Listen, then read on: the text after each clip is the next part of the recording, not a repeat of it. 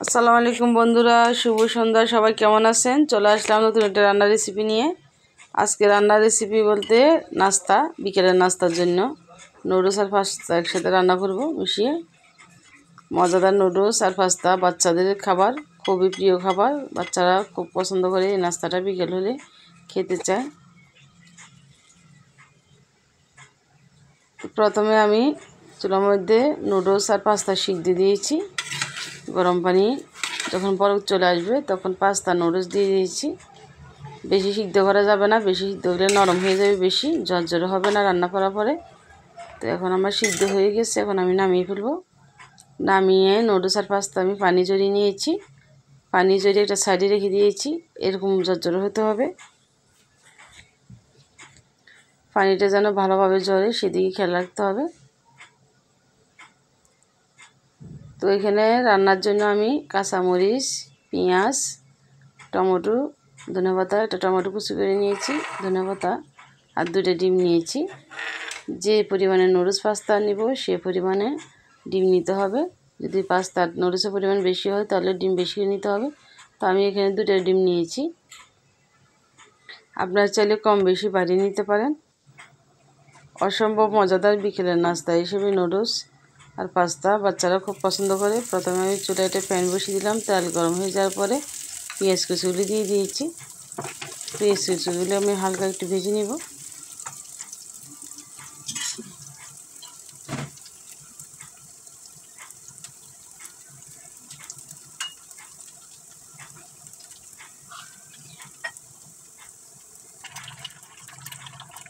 এখন আমি 2টা ডিম দিয়ে দিয়েছি।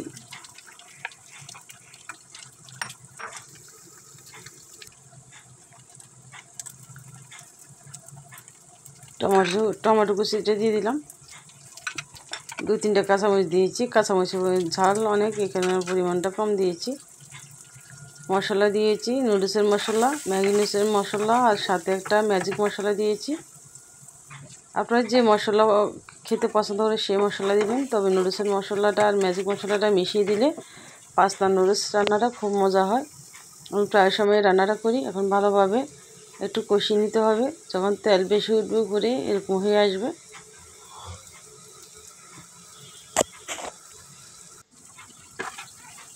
তা আবার নেড়ে চেড়ে আমি আর কিছুক্ষণ কষিয়ে নিব।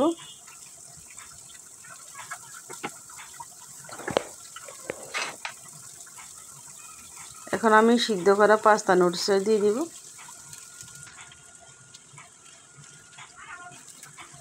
পাস্তা নুডলসটা দিয়ে তারপরে আমি আস্তে আস্তে নেড়ে দিব। আমি কাঠের খুন্তি নিয়েছি, আপনারা চাইলে কাঠের খুন্তি ব্যবহার করতে পারেন। কাঠের খুন্তি ব্যবহার করলে মানে এটা ভেঙে যায় না, নাড়তেও সুবিধা হয়।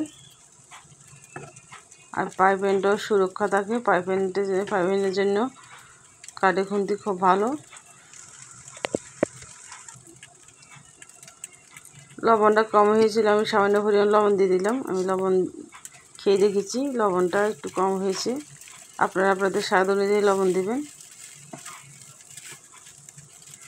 তো খুবই ভালোভাবে নেড়ে চেড়ে নিয়েছি। উপরটা নিচে এনেছি, নিচেটা উপরে, এবার নেড়ে চেড়ে মিশিয়ে দিতে হবে।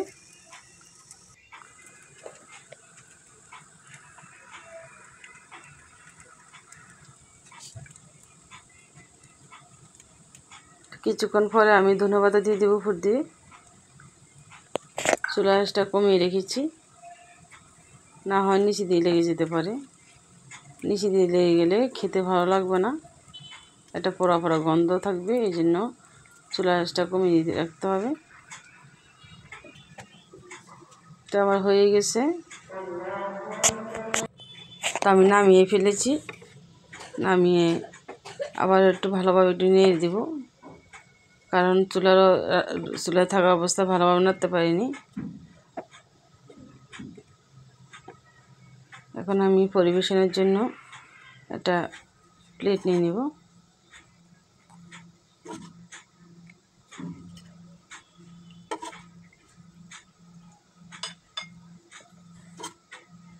প্লেটে সার্ভ করেছি।